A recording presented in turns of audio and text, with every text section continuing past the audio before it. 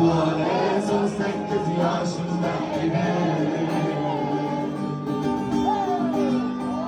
Bu hale son 8 yaşında yine.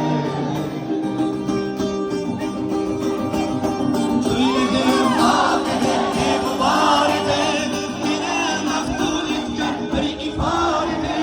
17 yaş kızı yine baride. Bu hale son 8 yaşında yine. Bu hale son 8 yaşında yine. Cidat arpaya hiç karınmazsın. Geçer güzeldi, ayrılmazdı. Kızlar baktılar, kuşlar tınmazdı. Bu hale son